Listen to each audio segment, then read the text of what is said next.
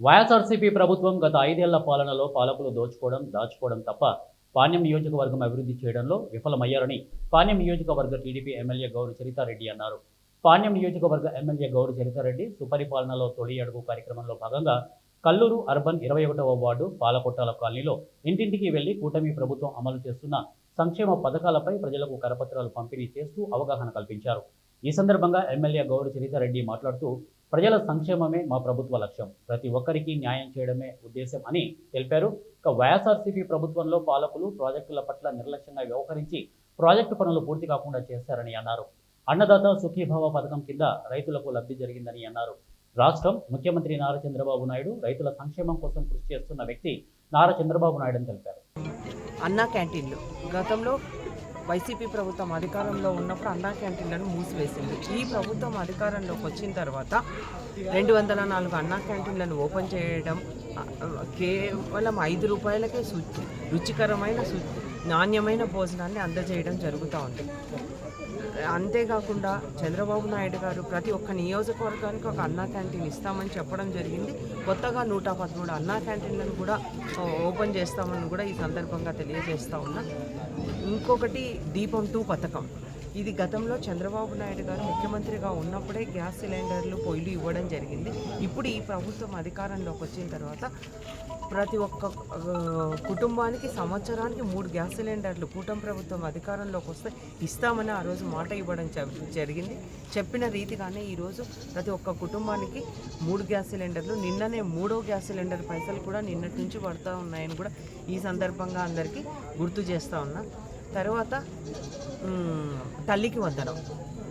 కూటమి ప్రభుత్వం అధికారంలోకి వస్తే ఒక కుటుంబంలో ఎంతమంది విద్యార్థులు ఉంటే అంతమందికి తల్లికి వందనం కింద 15,000 రూపాయలు వేయడం జరుగుతుందని ఆ రోజు చెప్పడం జరిగింది. చెప్పిన రీతిగానే ఈరోజు ప్రతి ఒక్క కుటుంబానికి తల్లికి వందనం కార్యక్రమం అందుతూ ఉంది.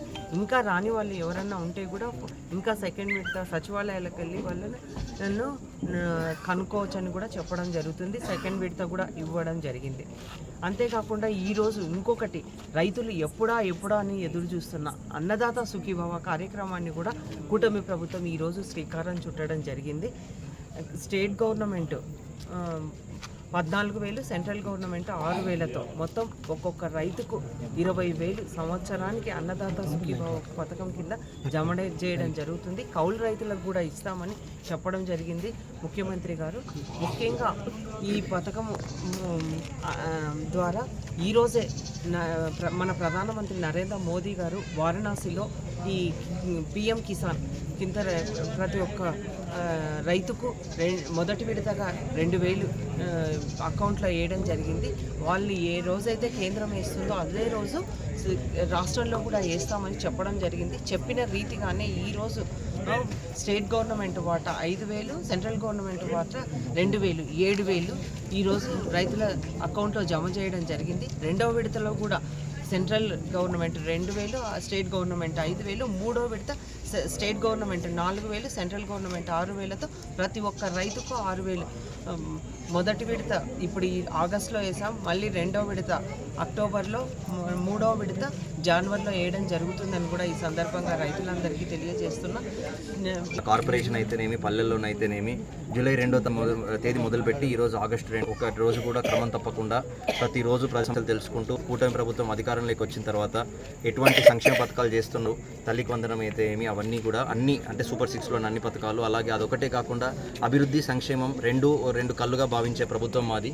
అందుకోసమే మేము మౌలిక సదుపాయాలు కానీ, అలాగే మాకు 16 వార్డులకు సంబంధించి ఎక్కడెక్కడైతే డ్రైన్ల సమస్య ఉన్నా, స్ట్రీట్ లైట్ల సమస్య ఉన్నా, రోడ్ల సమస్య ఉన్నా అవన్నీ కూడా మ్యాక్సిమం ఈ 1 ఇయర్లోనే చంద్రబాబు నాయుడు గారి మద్దతుతో 50 కోట్లు వారు డైరెక్ట్గా పాణ్యం నియోజకవర్గానికి అర్బన్కి అలొకేట్ చేయడం జరిగింది. అవన్నీ కూడా వర్కింగ్ స్టేజ్కి వచ్చాయి.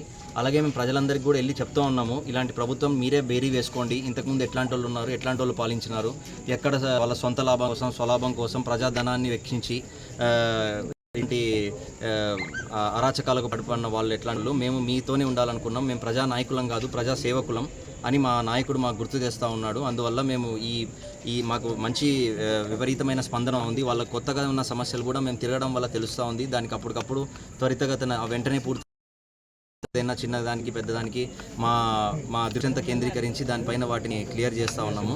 అలాగే ఈరోజు 21వ వార్డుకు రావడం జరిగింది.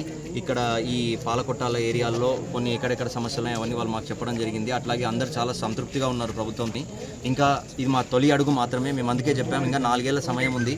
4 ఏళ్లలో కూడా మా నాయకులు మాకు గుర్తు చేస్తూ ఉన్నారు ఏది మనకెందుకు ఈ ప్రజలు ఇంత మంచి బ్రహ్మరథం పట్టారు, మనం ఏ విధంగా దాన్ని తీసుకుపోవాలి అని చెప్పేసి అందుకోసము ఈరోజు ఇక్కడికి రావడం జరిగింది.